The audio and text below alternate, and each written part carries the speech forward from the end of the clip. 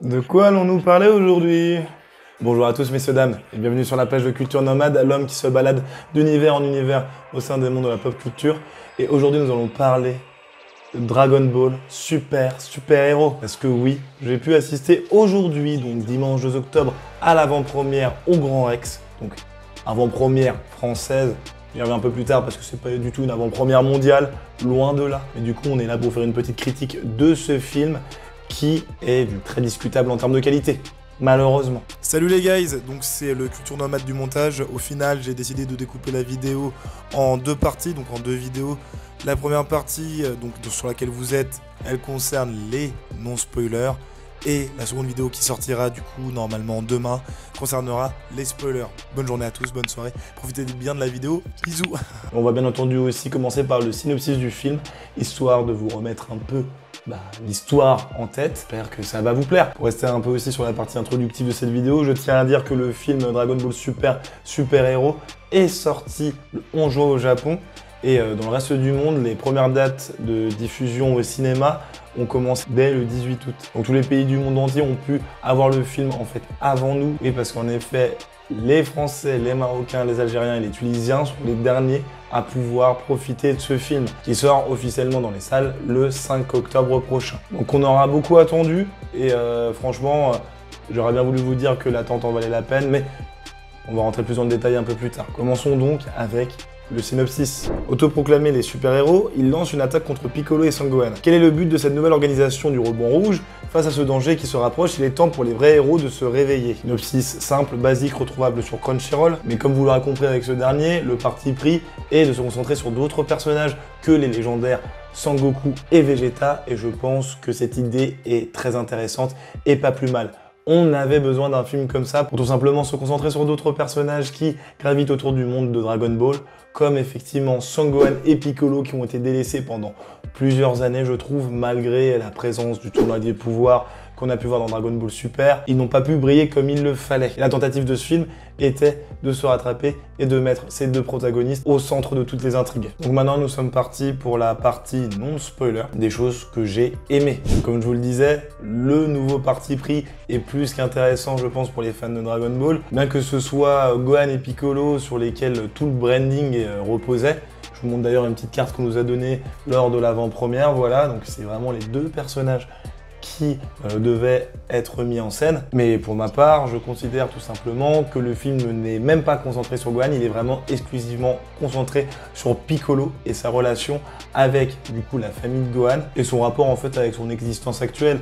On voit son lieu de vie, on voit comment il gravite autour de Son Gohan, de Pan, de Videl et comment il arrive à tous les aider. Il a ses petites habitudes, il a ses petits rituels et c'est vraiment du coup vraiment reconnaissable et ça fait plaisir de voir un Piccolo comme ça. On va se concentrer un peu aussi sur la relation entre Pan et Piccolo qui est bien mis en évidence. Le parallèle qui est fait avec la relation avec Gohan passe toute seule en fait. Voilà, on est heureux de voir entraîner cette petite Pan, de l'aider à progresser et de voir jusqu'où elle pourra aller et ça fait vraiment voilà, le professeur, le parrain. Et on ne peut qu'apprécier ça chez Piccolo. Le titre super-héros qu'on peut retrouver dans le film éponyme n'est pas usurpé. Tout ce qui est autour de l'imaginaire des super-héros est bien mis en évidence. Je pense notamment aux onomatopées qui sont mis en place et qui sont propres à l'univers comics, comme peut le faire un My Hero Academia et son univers super-héroïque qui s'inspire du monde de la BD américaine. Autre chose intéressante, c'est que effectivement, comme ce qui avait été dit dans le synopsis, les perceptions sont inversées, c'est-à-dire que les méchants se considèrent comme des super-héros et la vision qu'on a de toute la Z-Team est diabolisée. C'était plutôt sympathique. Le retour de l'armée du Rebond Rouge, qu'on n'avait pas vu depuis l'Arc Cell, est justifié de manière simple, mais ça fonctionne. Et point que j'ai vraiment beaucoup apprécié, c'est le retour d'une forme de débilité typique à la Dragon Ball, donc une débilité comique, où on se dit, voilà, en fait, les personnages sont idiots, des personnages qui doivent être idiots le sont et ça fait bien rire. Et puis niveau animation, là, je peux qu'admirer la 2D qui est utilisée pour les flashbacks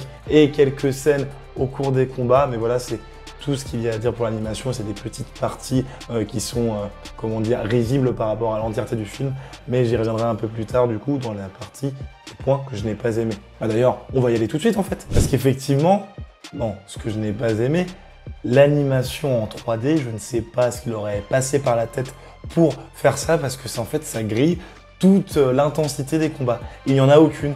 Les coups, on les sent pas. On a l'impression que c'est deux personnages en pâte à modeler qui se massacrent. Bon, là, peut-être que j'exagère, mais c'est vraiment le ressenti que j'ai eu. À aucun moment, j'ai été là en mode « Waouh, putain, quel coup de malade !» J'ai pas eu les frissons.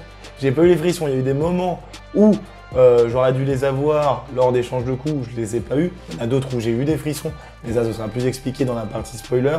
Mais en globalité, le fait d'utiliser ce type d'animation, c'est se tirer une balle dans le pied.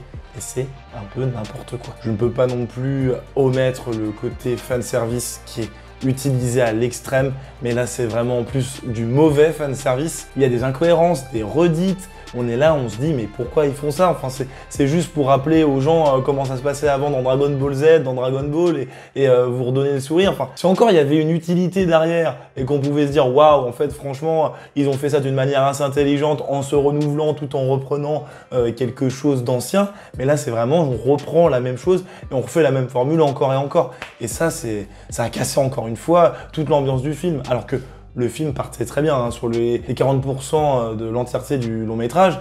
Bah, en fait, c'est cool. Mais avec toutes ces petites choses disséminées un peu partout, bah, on se dit, mais en fait, non, c'est éclaté. C'est éclaté, c'est totalement éclaté. Le choix est ultra chelou. Enfin, je pense notamment à Gohan. Là, ils auraient pu faire en sorte qu'il revienne d'une manière qu'il évolue, à ce qu'il devienne un personnage plus accompli et qu'il se redécouvre d'une autre façon, qu'il reprenne l'entraînement, etc.